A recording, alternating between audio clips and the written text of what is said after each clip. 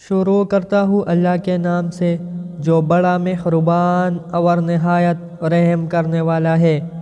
حضرت عبداللہ بن عمر رضی اللہ تعالیٰ عنہ سے روایت ہے کہ رسول اللہ صلی اللہ علیہ وسلم نے فرمایا کہ 4 عادتیں ایسی ہیں کہ جس میں وہ چاروں جمع ہو جائے تو وہ خالص منافق ہے، اور جس میں ان چاروں میں سے کوئی ایک خصلت ہو تو اس کا حال یہ ہے کہ اس میں نفاق کی ایک خصلت ہے، اور وہ اسی حال میں رہے گا جب تک کہ اس عادت کو چھوڑ نہ دے۔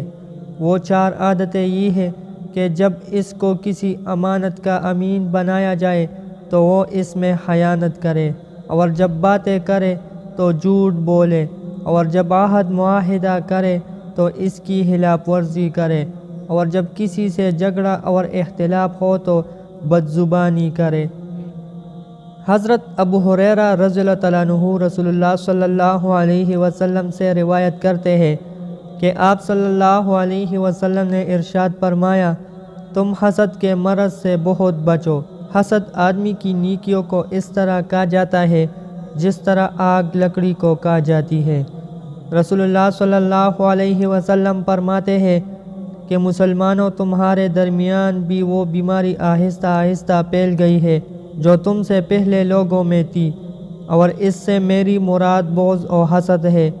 یہ بیماری مونڈ دینے والی ہے، سر کے بالوں کو نہیں بلکہ دین و ایمان کو۔